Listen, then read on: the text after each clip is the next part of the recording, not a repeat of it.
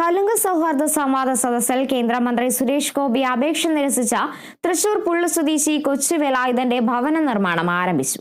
CPM chairperson area കമ്മിറ്റിയുടെ നേതൃത്വത്തിൽ നടത്തുന്ന ഭവന നിർമ്മാണത്തിന്റെ തറക്കല്ലിടൽ ജില്ലാ സെക്രട്ടറി KV അബ്ദുൾ ഖാദർ നിർവഹിച്ചു. സുരേഷ് ഗോപിയിൽ നിന്ന് അവഗണന നേരിട്ടുവെങ്കിലും സ്വന്തമായി വീടെന്ന സ്വപ്നം യാഥാർത്ഥ്യമാവുന്നതിന്റെ സന്തോഷത്തിലാണ് കൊച്ചുവേലായുധൻ.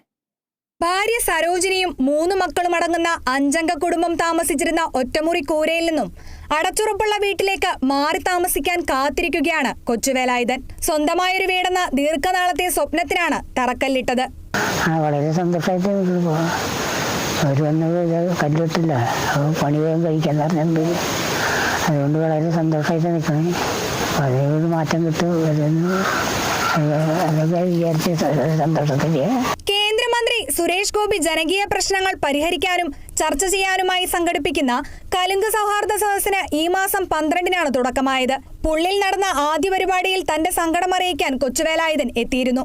എന്നാൽ കൊച്ചുവേലായുധന്റെ അപേക്ഷ സുരേഷ് ഗോപി നിരസിക്കുകയായിരുന്നു. തെങ്ങ് വീണ് തകർന്ന വീടിന്റെ പഴയ ഭാഗങ്ങൾ പൊളിച്ചു നീക്കിയ സ്ഥലത്താണ് കൊച്ചുവേലായുധന്റെ പുതിയ വീടും പണിതീർക്കുക.